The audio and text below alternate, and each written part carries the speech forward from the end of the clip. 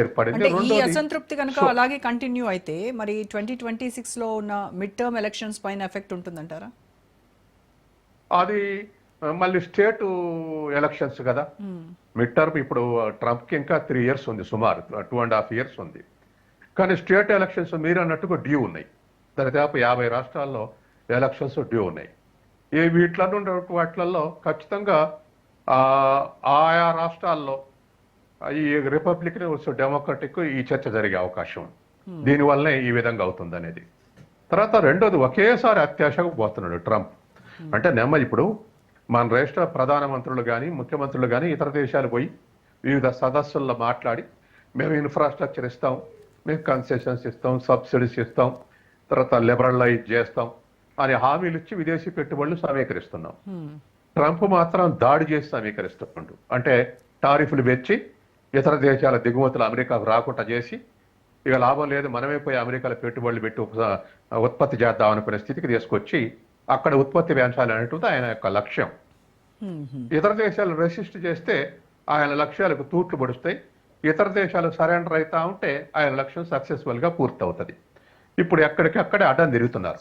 First బాగా అడ్డం తిరిగింది చైనా. ఆ తర్వాత మనం కూడా కొంత రెసిస్ట్ చేస్తున్నాం, బ్రెజిల్ రెసిస్ట్ చేస్తుంది. ఇట్లా చాలా దేశాలు ఉన్నాయి. అందుకని ఈ అగ్రెసివ్ పాత్ అమెరికా ప్రజలకు నష్టం జరగట్లేదు. ఇది స్వాలో కావాలంటే నెమ్మదిగా చేస్తే పోయేది, కానీ అగ్రెసివ్ చేస్తుండే. బహుశా 4 ఏళ్లలో నా టర్మ్ అయిపోద్ది, ఇంకో 3 ఏళ్లలో నేను చేసి చూపెట్టాలనేది ఒకటి ఉండొచ్చు. తర్వాత ఆయన హిమ్సెల్ఫ్ కార్పొరేట్ కాబట్టి ఇతర కార్పొరేట్లతోటి వెంజన్స్ కూడా పనిచేయ. ఇప్పుడు ఉదాహరణకు ఎలాన్ మస్క్ ఆయన కలిసి పనిచేశారు. ఈ ఎలాన్ మస్క్ ఆయన కార్లకు, విద్యుత్ శక్తి కార్లకు దేశవ్యాప్తంగా ఇన్ఫ్రాస్ట్రక్చర్ ఉంది. ఆ ఇన్ఫ్రాస్ట్రక్చర్ మీద పెట్టుబడుల గవర్నమెంట్ ఎందుకు పెట్టాలని ఉపసంహరించుకుంది, అంటే ఎలాన్ మస్క్ని దెబ్బ కొట్టడానికి. ఇటువంటివి కూడా ఆయన అనుసరించేటటువంటి విధానాల్లో ఈ తేడాలు ఉన్నాయని చెప్పేసి వాళ్ళు అనుమానిస్తున్నారు.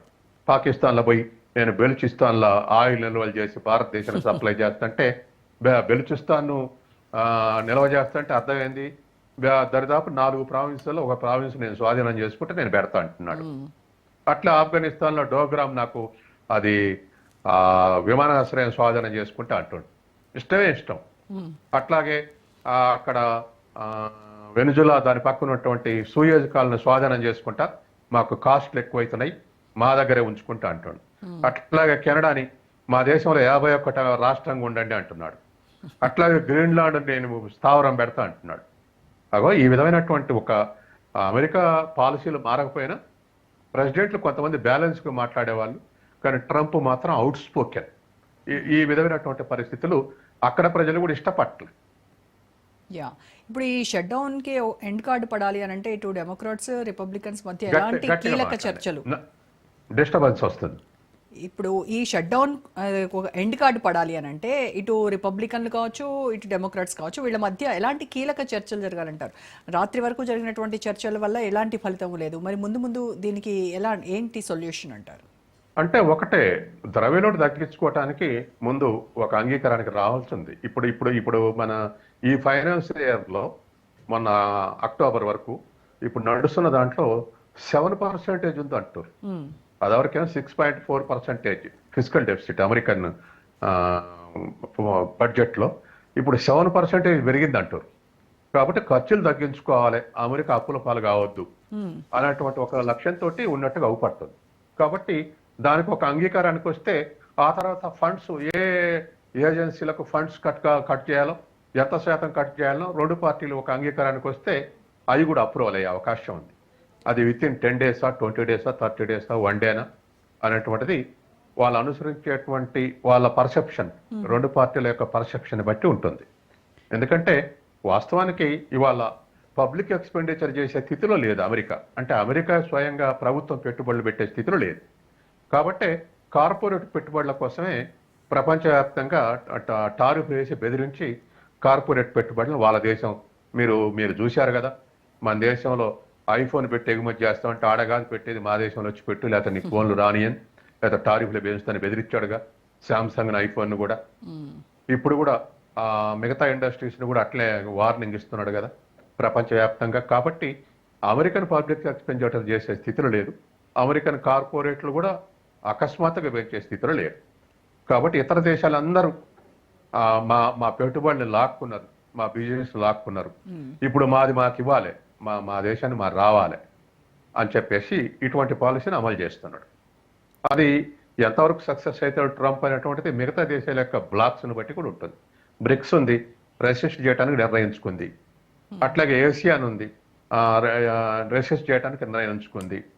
ఇటువంటి బ్లాక్స్, దేశాలు ఇవన్నీ రెసిస్ట్ చేస్తే ఆయన సక్సెస్ రేట్ తగ్గుద్ది. రెసిస్ట్ చేయకుండా ట్రంప్ మాట వింటే సక్సెస్ రేట్ పెరుగుతుంది.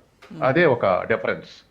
కాబట్టి ఏదేమైనా ఇవాళ ఉన్నటువంటి షట్ డౌన్ దీర్ఘకాలం కొనసాగితే ఓవరాల్ ఎకానమీకి నష్టం, అమెరికా ఎకానమీకి నష్టం. ఎందుకంటే అట్లీస్ట్ 0.1 నుంచి 0.23 వరకు గ్రోత్ రేట్ పడిపోయే అవకాశం ఉంది. ఇది ఇండైరెక్ట్ గా వరల్డ్ వైడ్ ఎకానమీ పైన కూడా ఇంపాక్ట్ ఏమైనా ఉంటుందా? వరల్డ్ వైడ్ ఎకానమీ పైన కూడా ఏదైనా ఖచ్చితంగా. ఎందుకంటే అమెరికా తోటి ఎక్స్పోర్ట్స్ ఇంపోర్ట్స్ సంబంధాలు ఉన్న తర్వాత ఆటోమేటిక్ గా మిగతా దేశాల మీద కూడా ఇంకా అంతకన్నా తక్కువ డెసిమల్ ఆస్పెక్ట్ ఇంపాక్ట్ ఉండేటువంటి అవకాశం ఉంది. ఎందుకంటే అమెరికా గ్రోత్ రేట్ పడిపోతే అమెరికా ఎక్స్పోర్ట్ కెపాసిటీ తగ్గుద్ది కదా. అట్లా రెండు వైపులా అంతో ఇంతో ప్రభావం ఉండేటువంటి అవకాశం ఉంది. దానికి ఎగ్జాంపుల్ కూడా 1930s లో అమెరికా ఎకానమీ 0 లెవెల్ పడిపోతే మనం డిప్రెషన్ స్టార్ట్ చేయంటాం. -0, -2, -3 అంటే ప్రతిద్రవ్యోల్బణం అంటాం. ఇంకా పడిపోతే డిప్రెషన్ అంటాం. కాబట్టి అప్పుడు డిప్రెషన్ లోనే మొత్తం ప్రపంచం దెబ్బతిన్నది. ఇప్పుడు కూడా దీనివల్ల కొద్దిగా ఎఫెక్ట్ అయ్యే అవకాశం